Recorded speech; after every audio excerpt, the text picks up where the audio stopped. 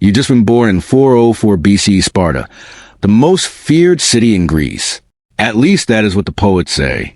The war is finally over. Athens has fallen. Your elders call the dawn of a new age. But this dawn feels a lot like dusk. Your father comes home after 20 years of fighting for glory, for honor, for a nation that now cannot even feed him. He carries no gold, no treasure, only a half-healed scar and a ration of barley that tastes like dust. The city holds parades that no one enjoys. The statues shine, but the storehouses are empty. Every victory song sounds weaker, every cheer a little quieter.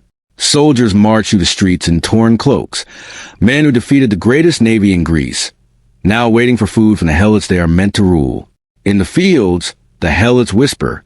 They whisper about rebellion, about the gods turning away from Sparta, about how even the strongest city can rot from the inside. They tried once before, when an earthquake killed more than half the population. Your grandfather's generation crushed that revolt. You are too young to understand, but the empire you are born into is already dying. So welcome to Sparta. You arrived just in time to watch it fall apart. As a Spartan, there is always a test. You survived the first test, the one no one remembers. As a newborn, you are lifted into the light, while an elder examines your arms, your skull, your spine. If you cried the wrong way, they would leave you at the foot of Mount Taygetus, a sacrifice made for efficiency. But you breathe evenly. You are strong enough, useful enough, so you live. Congratulations.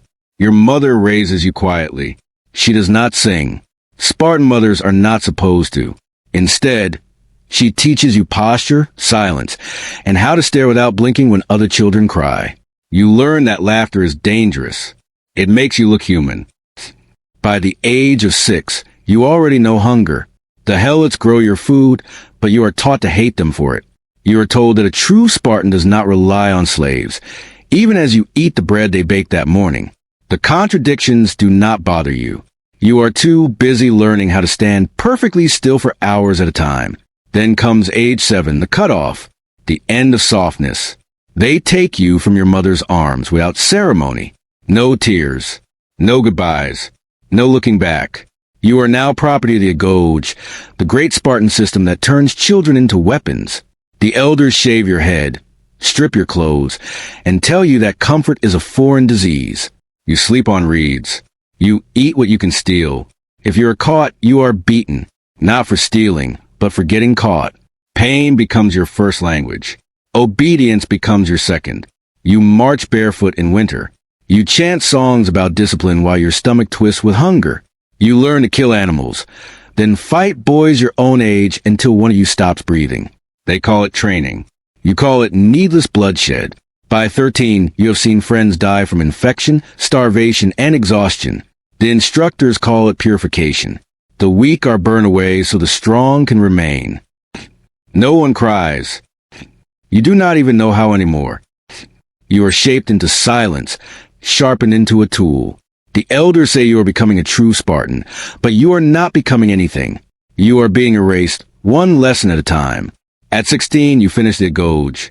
You spent nearly 10 years bleeding into the dirt. Now you are given a red cloak, the color of victory, the color of warning. They say you are a man now. You feel like a ghost wrapped in bronze. Your life becomes a rhythm. March, drill, obey. Every scar is a badge of honor. Every pause is a sin. Your officers do not praise you. They barely notice you. That is all you are worth. At 17, you leave Laconia for the first time. Asia Minor, Corinth, Thebes. The names blur together. Everywhere looks the same. Burned farms, starving villagers, men pretending they still believe in honor. You dream of seeing Athens, not as an enemy, but as something alive, loud, and bright. Then you remember those people are subjects now. Their sons clean Spartan armor. Their daughters weave cloth for your funerals. At 18, you finally see Athens, not as a dream, but as a corpse. The walls are torn down. The navy is burned. The people are starved into silence. You stand beside Lysander as he installs the 30. They swear loyalty to Sparta. They smile like snakes. Within weeks, the killing begins. Critias, once a philosopher, now kills for efficiency. You watch him execute his own friend for being too gentle. You do not stop him. You cannot. You were the symbol of empire, and the empire no longer has a conscience. You march through ruined cities. Sparta, the liberator. The people do not cheer. They hide their food. They hate you quietly. You can feel it, smell it, resentment under the smoke. You fight other Greeks more than Persians. In truth, it feels like the Persians are the ones in control. First, they give Sparta gold to build a navy against Athens. Then they support Greek alliances to rise against Sparta. Your leaders complain, but still send soldiers to crush rebellions. They call it keeping order. You call it killing yesterday's allies. Back home, the elders say you are bringing peace to Greece. You repeat the lie, even though you know it is Persian peace. Spartan no longer means hero. It means invader, tyrant, executioner. Cities that once prayed for your arrival now pray for your death. Each year brings another revolt, another campaign, another victory that feels like defeat. Your pay is your citizenship and promises that Sparta will last forever.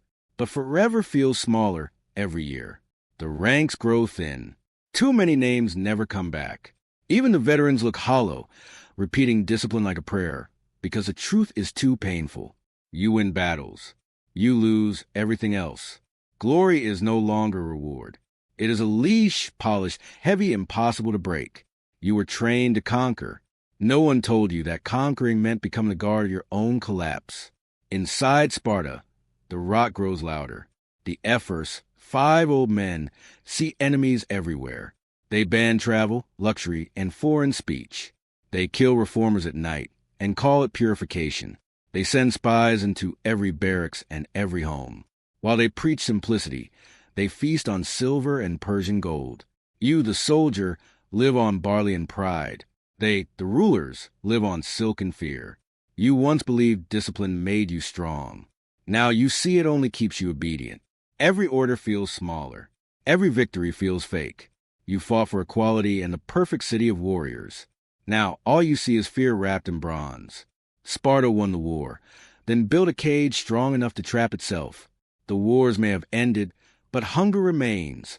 The mess halls are half empty. Where there were once rows of laughing brothers, now you hear only spoons scraping wood. You cannot farm your own land. The law forbids it. Work is for inferiors, not citizens. So you stand on dead laws, feeling hunger twist inside you. The rich grow richer. Old generals by the land of men who died fighting for them. From 8,000 true Spartiates, fewer than 1,000 remain. Years of war kill fathers and sons. The laws that once made you strong refuse to change. Land can only pass to sons, and most families have none left. No trade, no work, no reform. Only men too proud to live and too stubborn to die, clinging to birthrights that no longer matter. The council calls the population collapse purification. You call it extinction. The army that ruled Greece cannot fill a single formation, yet the law still says only citizens may fight. The army dies on paper before it dies in battle. You train for glory. You receive scarcity. You thought hunger would destroy Sparta. You were wrong. Fear destroyed it faster. The ephors see enemies everywhere except in themselves. Every whisper is treason. Every question is guilt. You have executed friends for being un-Spartan. You tell yourself it is duty. You tell yourself it is justice. You stop believing yourself halfway through. Speak of reform, and you are exiled. Look too long at foreign coins, and you are whipped. Even laughter sounds dangerous. Veterans drink in silence, counting ghosts instead of victories. You once dreamed of battle. Now you dream of being unnoticed. In the middle of this, you have a son, not from love, but from duty. You tell yourself you are helping rebuild Sparta, one child at a time. Years pass. You turn 32. Your son is 7, the same age you were when they took you away. You watch him train with a wooden spear and wonder if he will live long enough to carry a real one.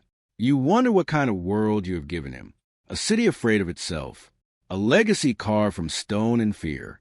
Sparta once said its walls were made of men. Now those men are crumbling. You train with your son and feel dust on your hands. It happened suddenly, or maybe you always knew it would. Sparta has ruled Greece for 30 years. The rest of Greece is tired of your control and endless wars. They form alliances. You hear that the Persian king, Artaxerxes II, orders Sparta to stand down. You try words. They refuse. So Greece does what it always does. It goes to war. This time, Thebes leads. The city you once mocked. You called them weak. They call you finished. And you are not alone. Mantinea, Argos, and other cities join them. Even Athens sends men to watch you fall. You do not have enough Spartans left to form one full phalanx. So you bring everyone. Helots are promised freedom if they survive. Perioikoi fight because they must. Allies march who hate you more than the enemy. You tell yourself it is still Sparta. It is not. Still you march. The sun rises over the plain of Leuctra, flat and unforgiving. This is where you fight. King Cleombrotus lines you up in the old way. Spartans on the right. Allies stretch thin. You have won many battles this way. Straight lines. Perfect discipline. Across the field, Thebes does something new. Epaminondas stacks his army deep. 50 ranks instead of 12. A moving wall of spears. At the front stands a sacred band. 300 warriors bound by loyalty and love. You laugh. Then they move. The Theban left crashes forward like a hammer. Their cavalry smashes yours before spears even meet. The ground shakes. You watch your right side collapse. Cleombrotus is killed. No signal comes. No one knows who commands.